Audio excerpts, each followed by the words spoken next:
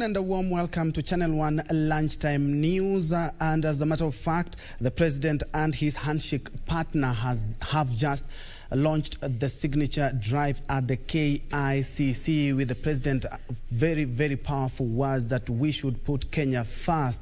Our reporter Suleiman Yeri is on standby at the KICC and brings us the latest. Suleiman?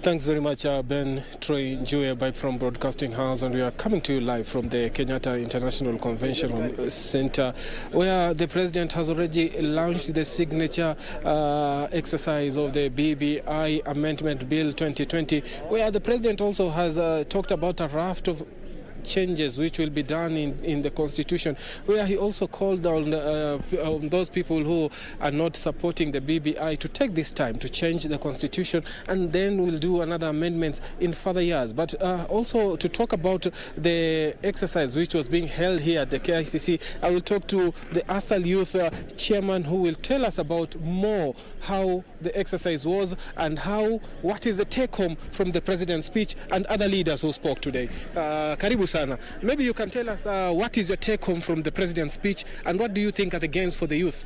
First of all, today is a very historic moment for us as a country. This is a new page. This is a new step forward, whereby we left out about conflicts, and many people regions have been marginalized before. But for today, for on forth, we will have in a new page, and we can start capture our interest. I very much thankful for the President for capturing pastoralist interest communities. For this time we were doing rallies and telling Kenyans that this thing is not rigid. We can change and we can present our views to the President. And thanks for the President listening to us. And as a youth from the ASAL region, he listened to us, and our interest is captured. For the youth, 7 years tax relief is not an easy thing, because business of the youth, small businesses, enterprises have gone down, and the pandemic was another pressure. But now that BBI is there, I think we will have bright future ahead as a youth. And I also thank equally former Prime Minister Raila Amolo Odinga, and we say thank you for giving us this opportunity and to make these changes. And I bear my signature on the document that I really support it, and it will help all Kenyans, inclusivity and unity. Thank you. We have seen that there will be more constituencies also which will be created in the bill.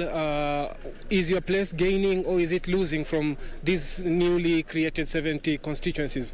Okay, the first proposed document, we are not gaining in that, but after a lot of consultation with two principals, now our interest and some of the seats will be shared and considered those regions, so that like Mandera, Wajir, they will get their share. And also as a youth, we will get a seat in that, as the President promised.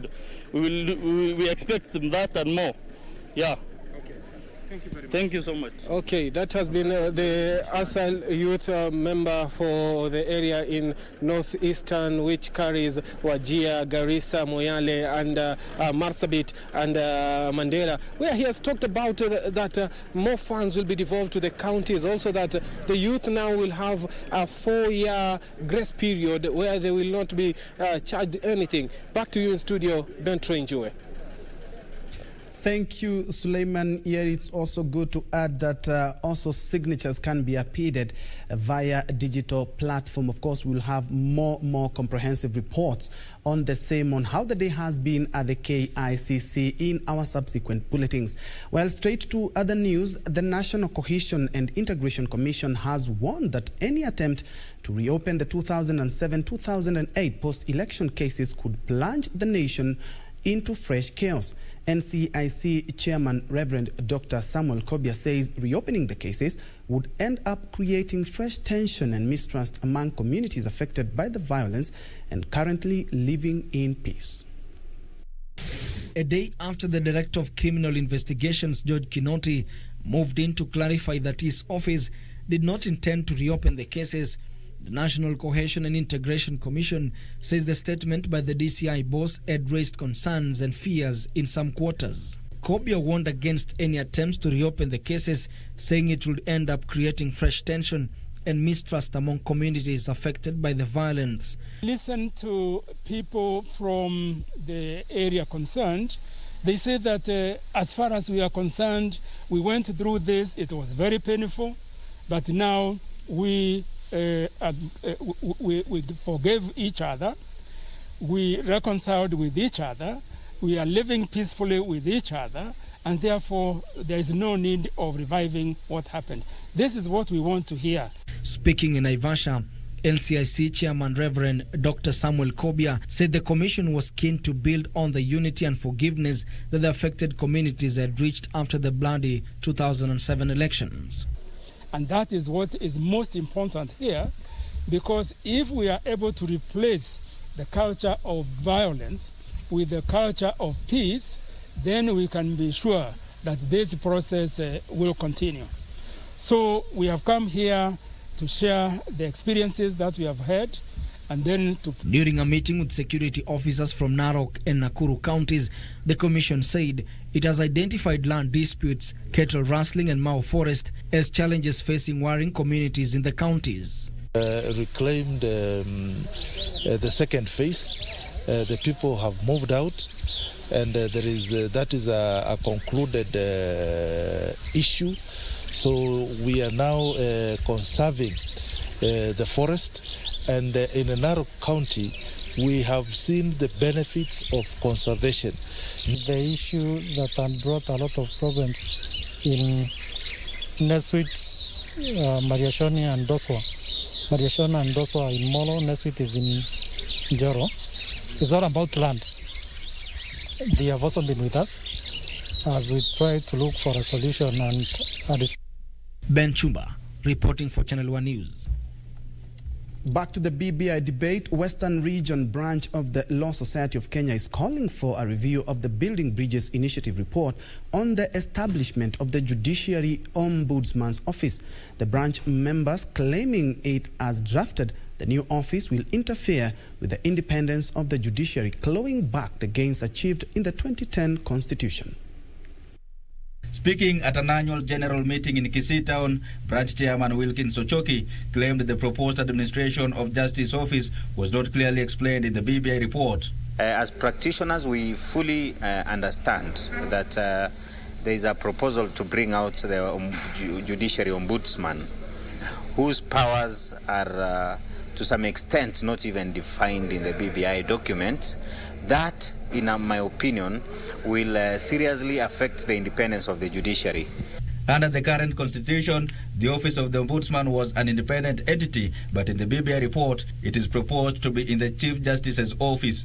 Ochoki, while weighing in on the impact of the COVID-19 pandemic on the judiciary, welcomed the adoption of virtual hearing, noting it is better than having a hearing of all that can lead to further spread of the virus. COVID has seriously hampered our operations, but you'll understand that especially now with what we are calling the second wave and the nature, the impact it's having on us and the country, we fully understand that we need to be safe and not say we are going to look for bread and lose our lives.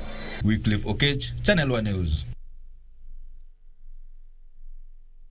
And the former premier has touched on that on the office of the Ombudsman, who will be appointed by the Chief Justice, maintaining that the judiciary will retain its independence. Some of the issues that have emerged today during the signing kickoff. Moving on, a trade union branch in the North Coast region has decried loss of revenues after more than half of its workers were laid off due to the coronavirus pandemic. The Kenya Union of Domestic Hotel, Educational Institutions, Hospitals and Allied Workers said it has lost 3,367 out of the 5,988 members that were on its branch register before the COVID-19 struck in March this year.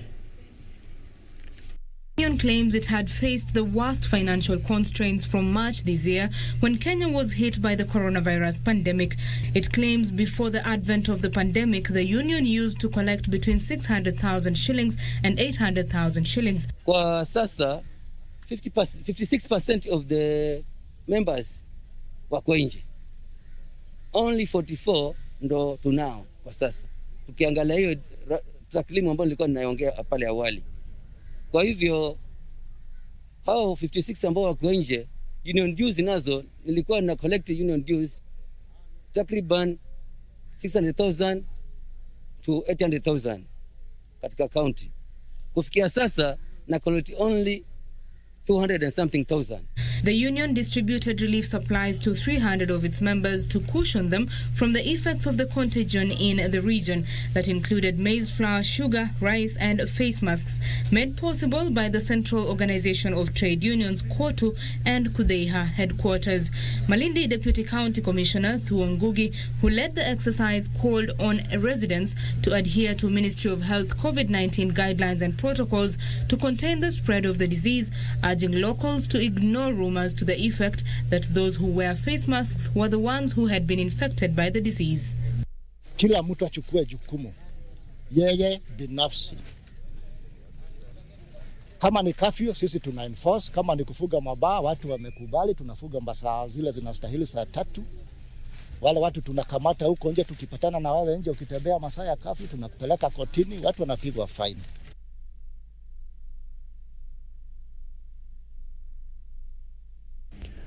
To security matters now, residents of Garbatula in Isiolo wants the government to beef up security in the region, saying bandits are making life harder. The locals claim 3 schools have been shut down indefinitely and locals have fled to a neighboring town for safety owing to clashes over resources. Residents of Rapso location, Kina Ward in Garbatula sub-county have raised a red flag over the state of insecurity in the area. They say 3 schools have been shut down indefinitely as clashes over resources escalate. Locals in affected areas of Escort, Corbessa and Rapso have allegedly sought refuge in neighboring town. Locals say the clashes have resulted to loss of lives and property and now want the government to intervene. The students are not able to access the equitability in the education. And this has forced the candidates who deserves to be given equal opportunity across the country. Sisi tuko tayari kurudi kwa sehemu yetu ambayo tulikuwa tunaishi. Wanafunzi wako tayari kurudi kwa shule. Isipokuwa sasa kuna pia janga la njaa. According to Garbatula Deputy County Commissioner Stephen Nyakundi, the affected areas have experienced relative calm in the recent past, saying the government has managed to put the situation under control. Nyakundi says the government has established a police post to beef up security, mainly in the affected area. Tumesikizana na OCS kesho atangulie huko aenda kuassess kama kuna shule ambayo imeharibiwa au imechoma vile walikuwa wanasema. Lakini sisi kama kamati ya usalama ni jukumu letu. Tumesema wiki ijayo Jumatano tutakuwa tunaenda sio hiyo shule peke yake na singine. Irene Mchuma Odim, Channel 1. You're indeed watching Channel 1 Lunchtime News. Remember, you can catch this plus much more on our KBC app. If you don't have it, download it. We are taking a fast, short, quick break, but we'll be right back.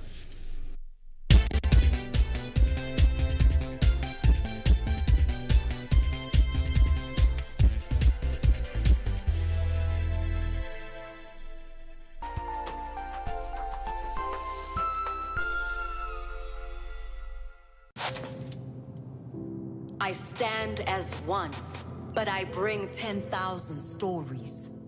Bloodlines running like rivers wild. As I stand firmly in the soil of my origin, I carry the hopes of Africa in my chest. And our defiant elders in my lungs. 10,000 journeys of flesh, heartbeat, voice, breath.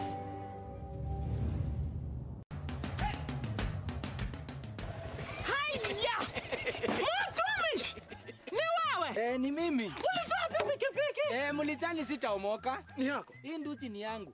Niliwahi pale Quickbit. Quickbit? Quickbit imekuja kusaidia wananchi kama sisi. Nilinunua 399 shillings juu nilikuwa the lowest unique bidder. 300 199 shillings. Quick bit shilingi moja unaweza nunua shilingi 2 unaweza nunua micro. Shilingi 5 unaweza nunua hata gari.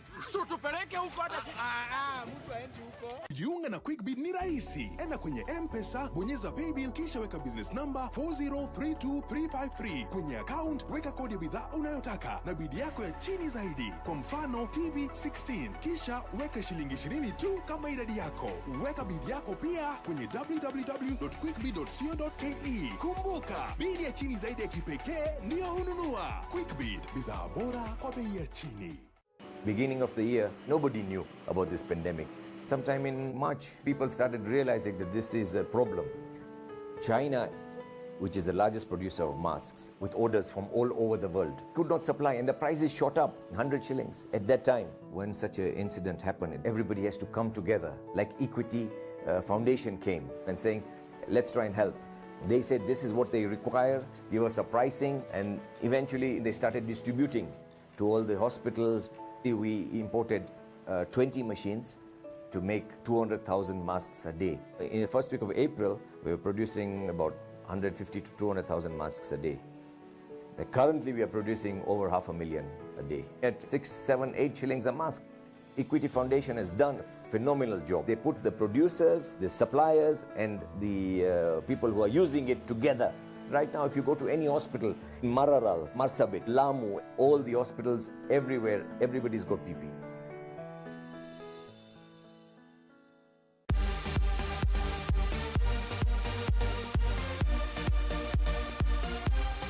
They showed their might in the inaugural FIBA African in Mali with the silverware. They are ready to make it even better in the FIBA AfroBasket 2021 qualifiers in Rwanda. Let's rally behind the Kenya Morans as they take on the opposition from Angola, Senegal, and Mozambique from 25th to 27th of November on your true sports partner KBC Channel 1. In their quest for success, this is just the beginning. Save the dates for the best. Tonight on KBC Channel 1. Please, Danielle, I swear, if you let me... One more word and I'll shoot you!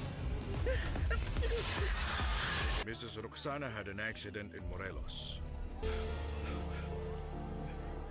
Boss, I just found out something that will make you upset. Don't beat around the bush, just say it now! Doctor's office is in my name, and I have no plans to lose it. Yeah, so she is at least entitled to half of it. I demand that you tell me right now who it was and why you did it. Hey, Dad, why are you crying? In love with Ramon.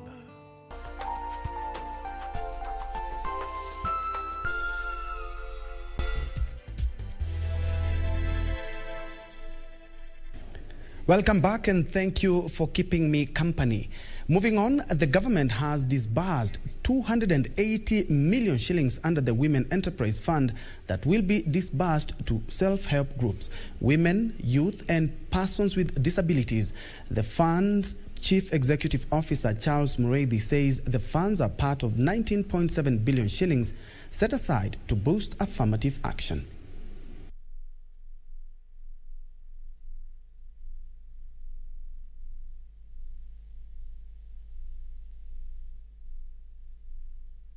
Out of the 19.7 billion, 280 million is sitting in this Busia County with only self-help groups.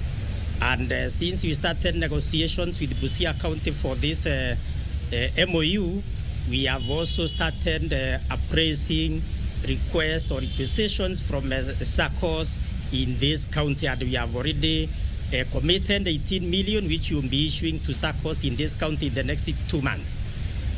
The people who pay interest are the SACCOs. We give them at 1%, and they are supposed to give the same to women groups and other people who want to establish businesses. And this is specifically what brings us here, to ensure that the women in Busia County are part of the group that is going to benefit from the Women Enterprise Fund. As the county government, we have assured the women enterprise of all our cooperation so that our people can be able to benefit. Elsewhere, the Kenya Meteorological Department is warning of floods and soaring of water bodies owing to heavy downpour expected in the country on Thursday and Friday. The weatherman says the northeastern parts of the country would record a minimum of 30 millimeters amount of rainfall on Thursday, and the rain would intensify and spread to other parts of the country on Friday. The weatherman is urging residents in Mandera, Marsabit, Isiolo, Wajir and Garissa areas to brace for more rains of up to 30 millimeters in the next 24 hours. The Kenya Meteorological Department says the rain intensity will spread to other parts of the country Friday, with more than 40 millimeters amount of rainfall expected to be recorded. The weather experts say on Friday the rains will spread to, among others, Embu, Murang'a, Meru, Kirinyaga, Tharaka Nithi, Nairobi, Taita Taveta, Narok, Migori, Nandi, Samburu, Elgeyo Marakwet, Tana River, Mombasa and Lamu areas. KMD now wants Kenyans to be on the lookout for potential floods and landslides.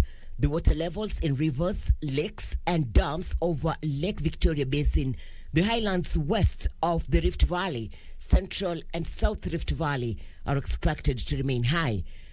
Residents in areas to be affected are urged not to shelter under trees and keep off from grilled windows to minimize exposure to lightning strikes. The heavy rains may result in poor visibility along the western Indian Ocean, and thus fishermen and individuals in the marine industry are urged to be on high alert. Irene Mchuma Odim, Channel 1.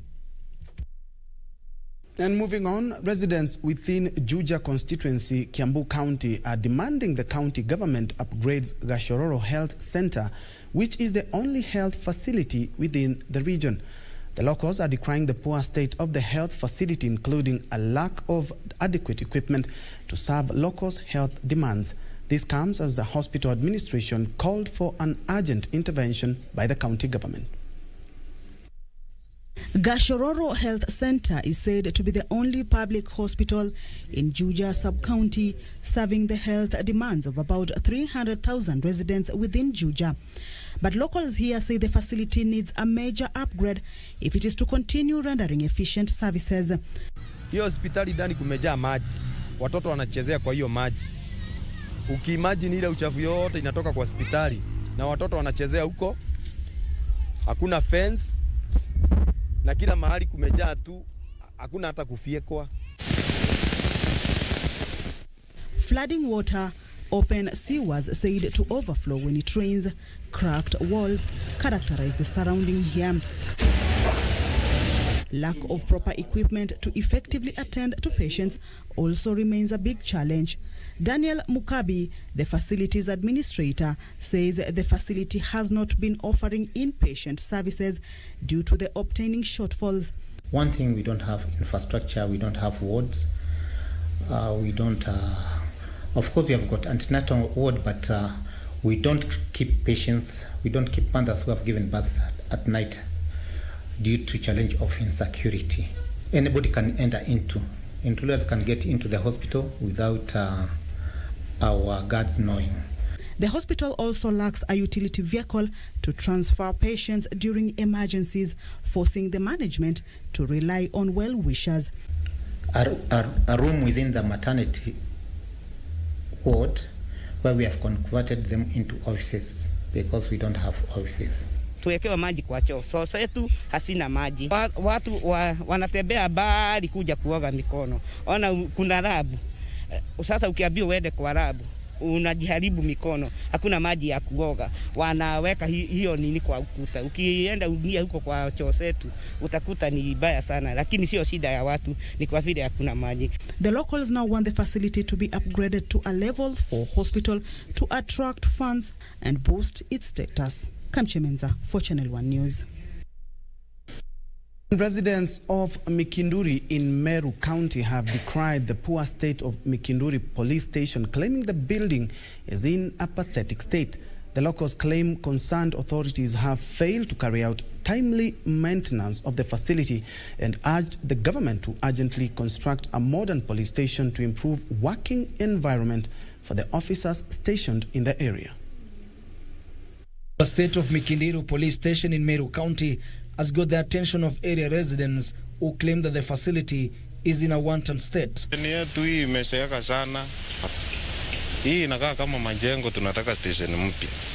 The residents claim that the station, built of timber, has its ceiling almost falling, accusing concerned authorities of failing to carry out timely maintenance of the facility that serves as the headquarters of police in Tigania Central Sub-County. Maili 46.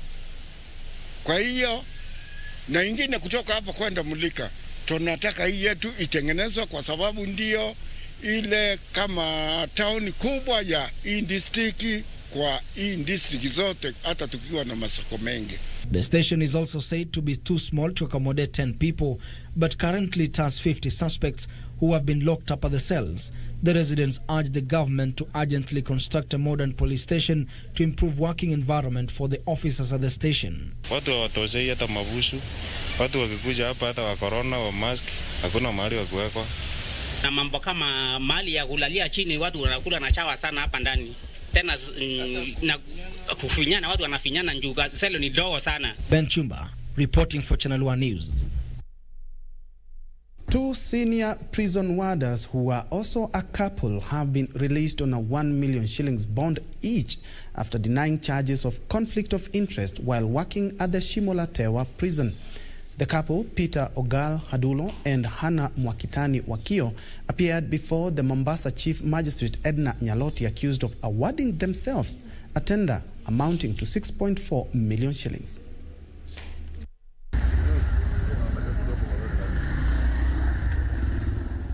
The two accused, Peter Ogal Hadulo and Hannah Mwakitani Wakio, were charged with irregularly awarding themselves a tender amounting to 6.4 million shillings.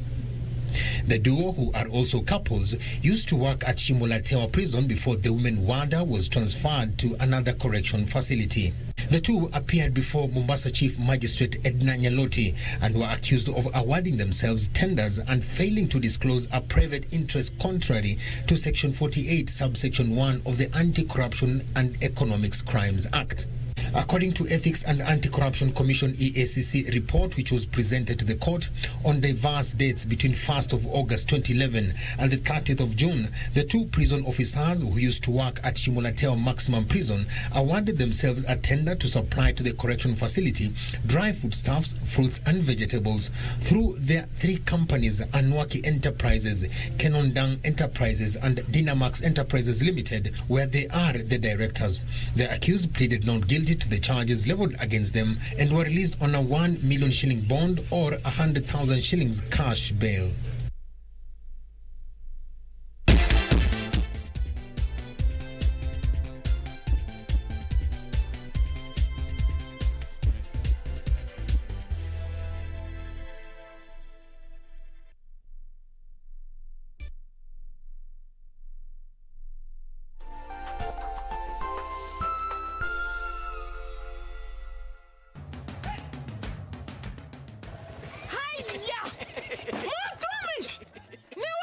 Ni mimi. Ulitoa pikipiki? Mulitani sitaomoka. Ni yako. Hii nduti ni yangu. Niliwahi pale Quickbit. Quickbit? Quickbit imekuja kusaidia wananchi kama sisi. Nilinunua 399 shillings. Juu nilikuwa the lowest unique bidder. 399 shillings. Quickbit shilingi moja unaweza nunua shilingi 2 unaweza nunua micro. Shilingi 5 unaweza nunua hata gari. So tupeleke huko hata mtu aende huko. Jiunga na Quickbit ni rahisi. Enda kwenye M-Pesa, bonyeza paybill kisha weka business number 4032353. Kwenye account weka kodi ya bidhaa unayotaka na bidi yako ya chini zaidi. Kwa mfano TV 16, kisha weka shilingi 20 tu kama idadi yako. Weka bidi yako pia kwenye www.quickbit.co.ke. Kumbuka, bidi ya chini zaidi ya kipekee ndio ununua. Quickbit, bidhaa bora kwa bei ya chini. It is an all-Egyptian affair and a first for CAF as two home teams face each other in the final of the 2020 CAF Champions League in Alexandria. Al Ahly will be all out to maintain their dominance in the elite African clubs competition against their arch-rivals Zamalek, who are raring for a fight to the death. You cannot afford to miss this thriller on the 27th of November only on your True Sports partner, KBC Channel 1 from 10 p.m. We have a lot in store for you. Be on the lookout. Tonight on KBC Channel 1. Without you, tell me, how can I survive? Though they will try and try and try, they will never conquer I. We have no fear. We are the lions in the jungle. Jamaica, Jamaica. Oh, my reggae, nice and it make ya. Under the pressure, yeah, under the pressure. If you're poor, trouble take away now. We cheat in a second, cause we...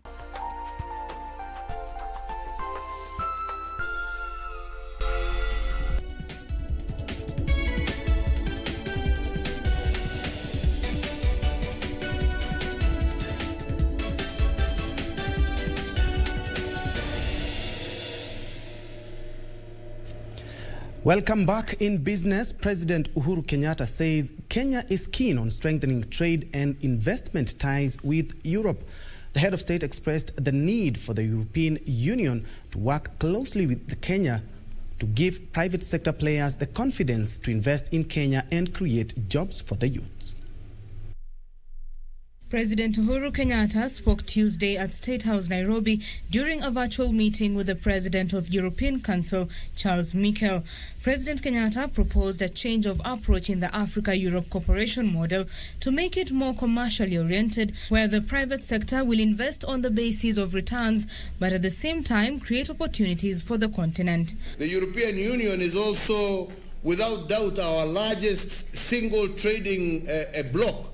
And that does not only apply to Kenya, it applies basically to the entire continent. He said there is need for collaboration to encourage private sector players to invest and fill Kenya's development gap, grow prosperity, create employment, and create hope for young people. Governments are not there to do business. Governments are there to facilitate business. And this is where maybe we can work together to see how we can give comfort and encouragement to private sector players to come in and through their investment fill in our development gap, grow prosperity, create employment, and create hope, most importantly, for our young people. Michel said the global COVID-19 pandemic had presented Africa and the European Union an opportunity to strengthen their ties in sectors such as health, infrastructure, and governance. Betty Kiptum, Channel 1 Business. A local developer has broken ground on a 1 billion shillings real estate project in Langata. The gated community by Purple Dot International that sits on a 3-acre piece of land will have 42 4-bedroom houses. Let's check out this story, plus much more in our corporate briefs. Kenya faces a housing shortage of over 200,000 units annually, which have kept on increasing. Local and international investors have seen this as an investment opportunity. The government's housing agenda of the Big Four has added an impetus to this. The latest entrant is Purple Dot International, that is building 42 units in Langata, Nairobi County. Purple Dot International says the real estate sector and the housing market remain an important and very attractive sector, being an important growth driver for the economy. The farm targets homeowners looking for a serene, luxurious and a quality place to live with their families, as well as investors keen on attractive returns. This real estate is not performing right now because of the unexpected COVID. We believe that if you do a proper project after proper study, and if you are giving them a best value to our investors, I think in any time if you start a project, you will definitely get a buyer. Elsewhere, Equity has appointed Samuel Onyango as a non-executive director to its Equity Bank Kenya Limited board. Samuel has extensive leadership experience in a wide range of professional services as a certified auditor, company secretary, arbitrator and mediator, including his contribution to the development of the accounting profession in East, Central and Southern Africa in the course of his career. He is a director at Jadala Investments Limited. Betty Kiptum, Channel 1 Business. Further afield, skydivers from around the world descended on a unique skydiving spot, the Pyramids of Giza in Egypt. 90 world-class skydivers gathered in Cairo for a rare international event that gave skydivers the opportunity to soar over the pyramids. Here are the details of this and other stories in our International Business Roundup. The global pandemic has had its impact on the skydivers event. When Jump Like Pharaoh opened its registration, few applied. So organizers had to come up with a new attraction, a night jump. Skydiving has more than 5 million fans around the world. For athletes who entrust a harness and a parachute with their lives, organizers still maintained strict measures against COVID-19. Participants said despite the bureaucracies involving a lot of filing of forms and testing every couple of days, the event was a success. Participants said despite the bureaucracies involving a lot of filling of forms and testing every couple of days, the event was a success. This is the third volume of Jump Like a Pharaoh, with skydivers from nearly 20 countries participating in jumps over the ancient wonder. Meanwhile, Japan's domestic airline industry is experiencing an upward trend as the pandemic wanes and more people return to air travel. According to the flight schedule information of two Japanese aviation giants, All Nippon Airways and Japan Airlines, the number of domestic flights recovered to 70% in November and is expected to rebound to more than 80% in December. Besides passenger flights, Japan's air cargo business is also showing signs of recovery. According to statistics, Japan's air freight exports rose 0.4% in October from a year earlier, showing the first year-on-year increase in the past 2 years. Japan's export volume to the Asia-Pacific region rose 4.8%, while the export volume to China was up nearly 10%. Finally, South Korea now requires ginseng growers to list the origin, growing years and other basic information on the packaging in order to improve the quality standards of the product. More than 70% of ginseng products are traded at the ginseng wholesale market in central South Korea. The fresh ginseng is classified and priced according to its origin, growing years, size, and quality. The head of the wholesale market says that the ginseng packaging is marked with growers' names, contact information, and the product's origin and growing years. With more than 20,000 ginseng growers in South Korea, customers look for quality. One farmer says that the packaging information is useful for customers.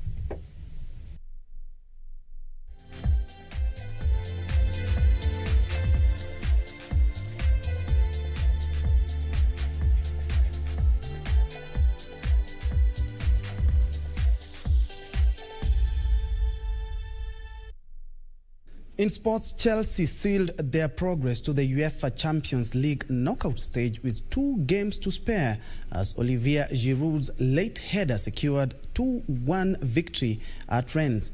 Meanwhile, Manchester United thrashed Istanbul Basaksehir 4-1. And it's a terrific ball into Hudson-Odoi, and Hudson-Odoi puts Chelsea ahead. Repeating what he managed to do in Krasnodar. By Bourgeois, and the header from Guirassy into the back of the net, and Rennes do have their equaliser. Powerful header from Serhou Guirassy. Feeds it through. Timo Werner saved by Gomis. Giroud goes for the header, and Giroud finds the back of the net for Chelsea. Just as the clock strikes 90, and Rennes have thrown it away. As well, nearly dropped to him. Comes out here for the slam. Oh, and a knock. Manchester United ahead. Bruno Fernandes slamming it into the roof of the net in the opening 7 minutes. Comes across from Telles. Oh, keeper's missed it. Bruno Fernandes makes it 2. Well, they gifted Başakşehir a goal in Istanbul 3 weeks ago. I think Rashford was fairly surprised. Rashford, the stuttering run. And coolly done. Manchester United 3. Başakşehir 0. And thoroughly deserved. Clean sheet. Oh, and he just does enough to keep that clean sheet. Was the ball over the line? The referee gets a signal, and they have a goal. It looked that way. Oh, brilliantly taken, brilliantly executed. 3 points for Manchester United. Pedri, now Braithwaite. Barca go in front. Lenu with the corner kick. And it's been tucked in by Braithwaite. The card is going to be produced here. Doesn't make any difference. Alba, Griezmann, magnificent finish. Guy in space to burst into the penalty area. Needs to put the cross was deflected, and Ozuni scores. Ronaldo spins away for one challenge, and Cristiano Ronaldo supplies the equaliser. In second, Morata. Oh, he's done it! Alvaro Morata in the 92nd minute, and it's absolute heartbreak.